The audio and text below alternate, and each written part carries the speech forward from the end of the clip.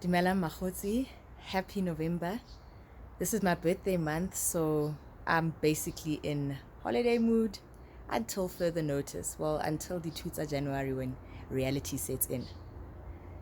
Speaking of reality, I think reality will be the responsibility, the debit order, and all of that. All of that requires what? Money, chalete, chankura. Thaata, guys. So I'd gone away with some ladies who share a birthday with me. Well, not necessarily the same day, but have their birthday in November. We'd gone away. It was so much fun. It was a very easy trip. No matata. And I mean, we weren't doing anything extravagant, but just mutual respect, transparency, and being upfront about what you can afford and what you can't afford. Now, speaking of what you can afford and can't afford, what is the etiquette, guys, when it comes to money?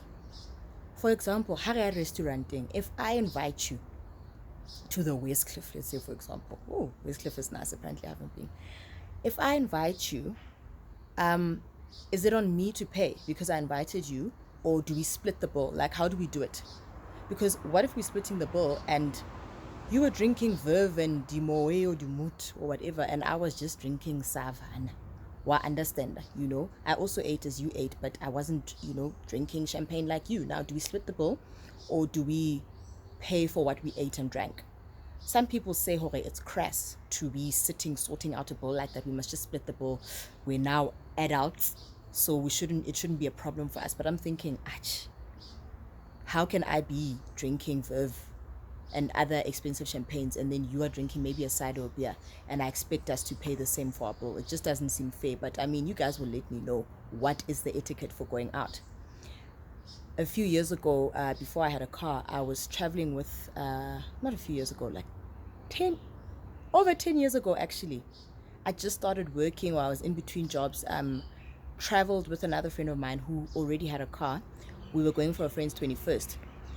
I had initially asked her, what do I contribute for the trip? We were going to the Free State for a mutual friend's 21st party. I asked her, what can I contribute? She said, no. No. Don't give me anything. You're my road partner, so let's just go. But I felt so bad that when we were on our way back to Joburg, I think we'd stopped at a filling station. I had withdrawn money. I put it in her, is it a cubby hole or whatever, of the passenger seat. I just couldn't, it just didn't feel right. She gave me a lift. She paid for petrol, toll gates, everything. Even though we're going to the same place, Ebe, I don't even give a cent. And I mean, at times, like, what is the problem with someone not giving a cent? What if they can't afford? Now, every time you can't afford, does it mean you must just stay at home? I think some people even say, if it's your birthday, don't invite us to dinner if you're not going to pay. Rather, just have a bride home and tell people to bring their own booze. I'm like, hey, banna. So it's only people that can afford or that have money or the means that can, do best or spoil themselves. And then I also think about when people invite me to their homes or their houses, whether it's my first time or I've been to your house hangout, especially if you're hosting people. Even if I come, I feel like I must come with something. So, I mean, do you guys feel that it's an obligation? You have to go to, someone's place holding something, or rather stay at home, or you must bring what you can if you can? Or is it more just about, okay, if we had the discussion up front, I mean, if you insist that I come to your birthday and I tell you, I'm broke, so I can't afford to be eating dinner, but you're like, no, friend, please come, I'll cover you. Then I almost think that makes it okay, because we have discussed up front what I'm able to and what I can't.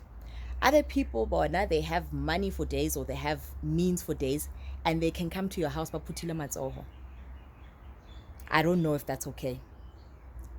Peace and love, guys. Peace and love.